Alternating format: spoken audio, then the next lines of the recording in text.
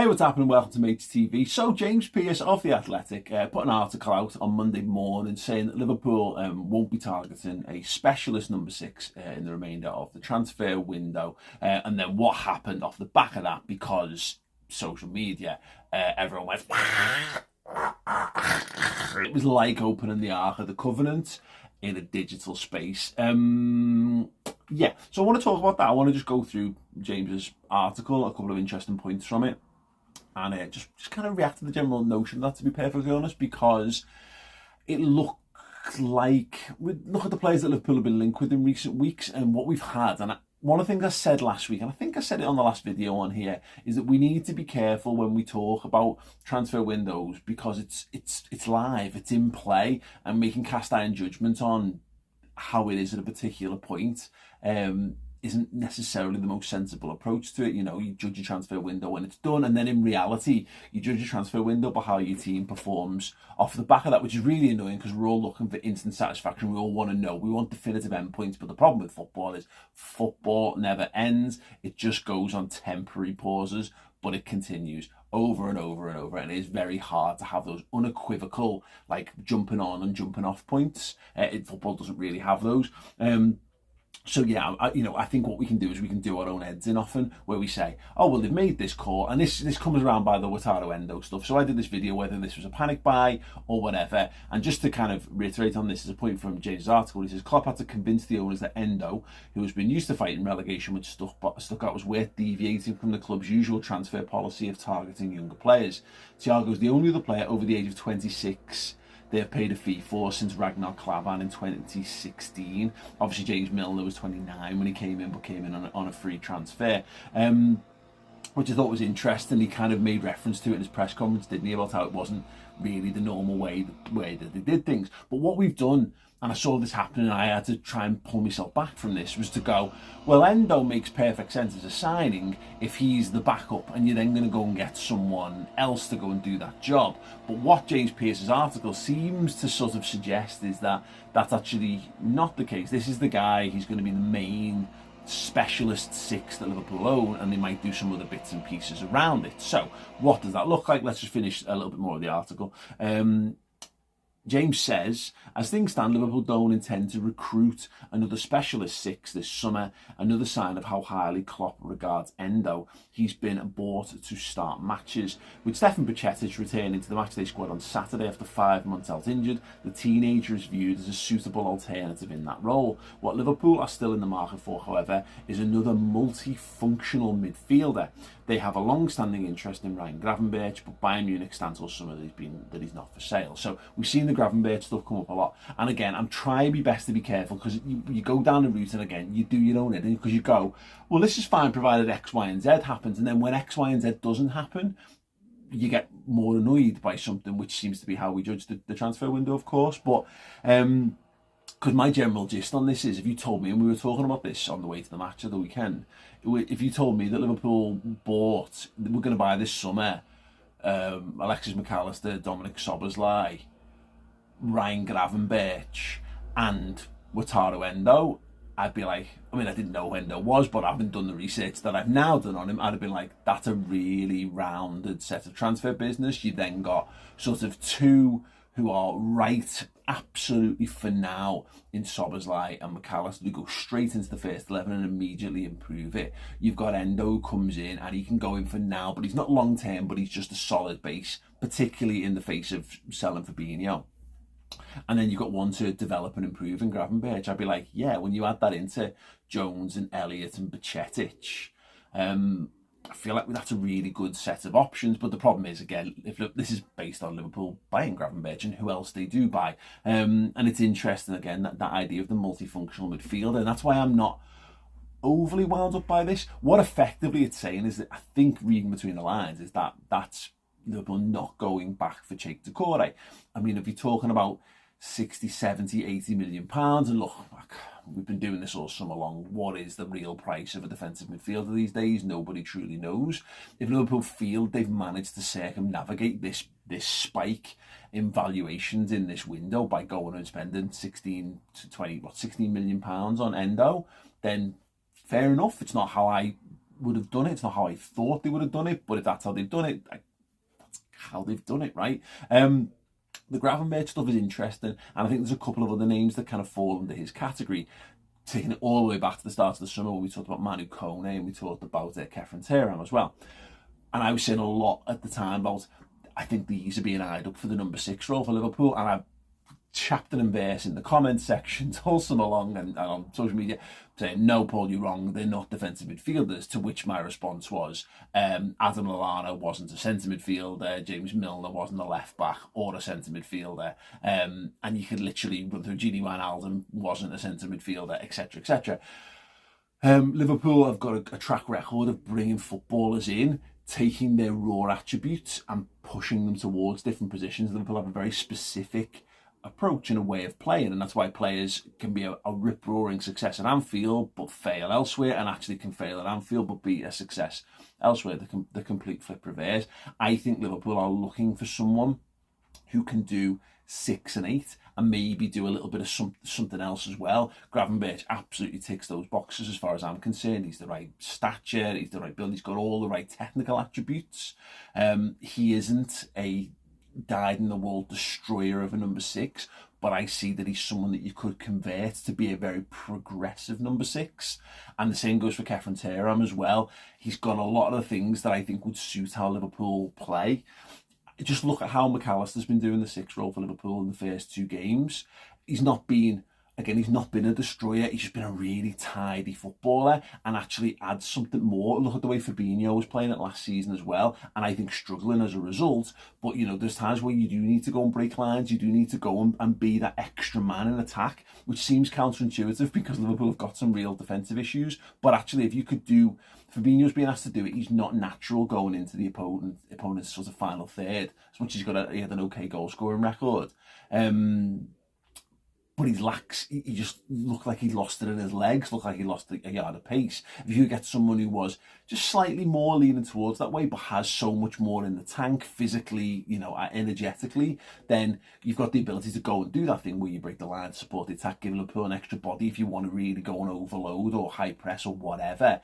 But also they've got the ability to get back when it breaks down. It doesn't go well. They've got the pace to get the recovery pace to get Liverpool potentially out of trouble as well. And look, horses for courses. It looks like Liverpool's approach to squad building this season is not so much, here's our 4-3-3, here's 9 or 10 of the same lads playing kind of week in, week out, injuries notwithstanding. It looks like they're going to have a few different approaches. Now, that's not been borne out in the first 2 games so much, but I do think that's partly circumstantial.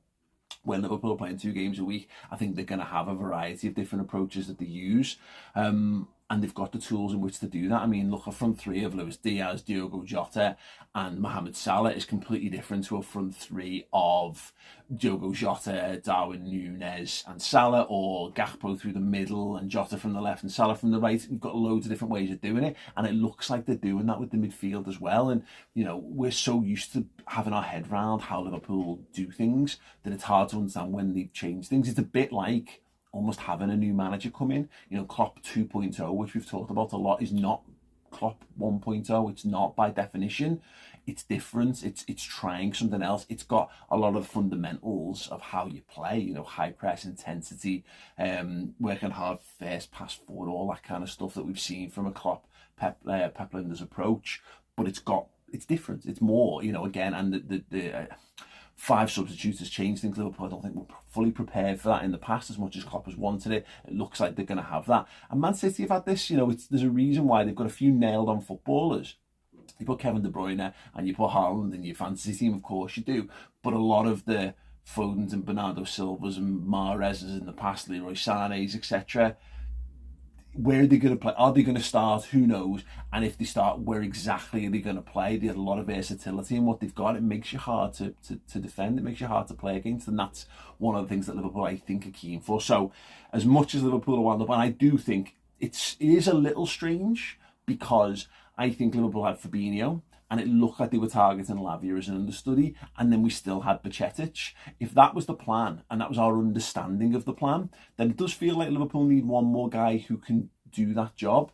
So it does feel a little odd. I can't totally wrap my head around it, but also we've done this in the past where you think you're buying a particular type of footballer and then Klopp's got a completely different plan for him. And again, just using Gravenberch for talking's sake, there's every chance that is he good enough to actually play in the eights for Liverpool? Might be like what Declan Rice is doing for Arsenal, where nominally he's a 6, we all know him as a 6, but Arteta's not afraid to push him into one of the advanced eights because he is actually quite a progressive footballer as well. It might be a bit like that, but in reverse, there'll be games where Liverpool's just going to have loads and loads of possession. You don't need to destroy it. You just put a really cultured footballer, but he's got height and he's got recovery pace that can help keep the door shut on those counter-attacking situations as well. You might not need Endo for certain types of games, but then there will be games when you absolutely need a guy who just desperately wants to win the football back at all costs in your team. You've got to have those strings to your bow, and we've got that in Endo, but there are question marks. He's 30.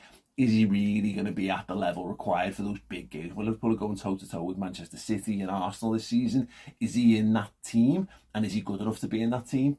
To be worked out, to be found out. Obviously, Klopp trusts him, speaks very, very highly of him. Just to kind of round this out, though, it's interesting, again, being very careful not to step into let's make it right for our own back by discussing these things too far. But what else do Liverpool need to do? I still think they need a centre-half. And if you're then talking about Liverpool have then gone and spent 70-80 million on Decore, takes our total spending for the summer to around the 200 million mark, is there anything left to do that? Whereas I think, and this is just hypothetics, so please don't shoot the messenger, just me reading between the lines, if you can get Ryan Gravenberch for 20 to 30 million, which is being discussed, that leaves you, let's say, in a total spend of about 200 million, that could potentially leave you with about 50 or 60 to go and get a really good centre-half as well. And I think if you can do that, if you can get a multifunctional midfielder, let's call him Gravenberch, let's call him whatever we want, let's say it's Kefren Terham or him, and then you can get a good centre-half, then that feels like, yeah, look, it would have been nice to get someone like a bit younger, a bit more established, a bit more potentially with a higher ceiling for growth than someone like Endo. But if he functionally performs the role to what we're looking, and the very short glimpse we saw of him in very trying circumstances at the weekend says to me that he looks a good player.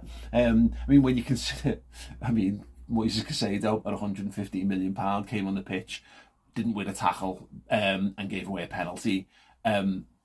If we were comparing the early starts, it counts for nothing, I know. But yeah, all I'm saying is I'm not losing my shit over this yet.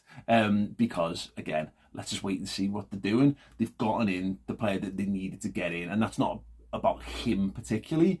They needed someone who can play 6. They've gone and bought someone who can play 6. Bajcetic is back. I'd like to see him get some minutes in there and see how he suits.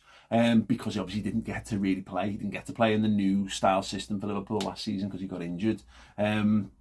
Let's have a look and see what that means for the future for Liverpool. But yeah, without getting carried away and saying, I really want, if we sign this, I'll be happy. If Liverpool were hypothetically to sign Gravenberch on a centre-half, I think that'd be a brilliant transfer window.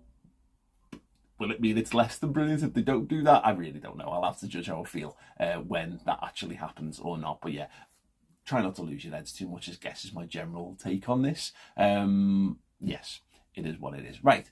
Thank you so much for joining me. Leave me your thoughts on anything in the comments below. Have you been losing your mind on social media after the reports of this?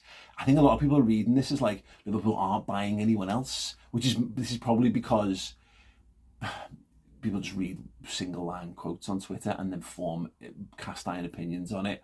I don't know. I can't speak for everyone. But yeah, listen, drop a like, thoughts below. And if you haven't already picked up a copy of my brand new book, Bobby Firmino Best in the World, then I highly recommend that you do. I love it. It's brilliant. I'll leave you on an advert. I had a major issue with this last time where we hadn't cleared the music for this channel, so I had to then mute it. So I think there was a muted advert of me showing the pictures. Though hopefully this works this time. I'll play it out on it. Go to redmenmerch.com and sign up for that. And if you want more on Liverpool transfer stuff, highly recommend going to redmenplus.com. I believe the Endo code is still working. If you want 50% off a yearly Redmen Plus subscription, choose Captain Yearly and use the code ENDO, E-N-D-O, to get 50% off a year of Redmen Plus. Anyway, thank you so much. I'm going on holiday. I cannot wait. Get a bit of sunshine, bit of relaxation, watch a Liverpool game in a pub somewhere. But yeah, if anything breaks, I'll make videos. I'm addicted to it, so there's nothing much more I can do other than feed my addiction. Thank you so much. Have a boss week, day, life, all that good stuff. Ta-ra. Hey, what's happening? Our brand new book, Bobby Firmino, Best in the World, is available to order right now. There is a normal edition and an author-signed edition on gravenberch.com.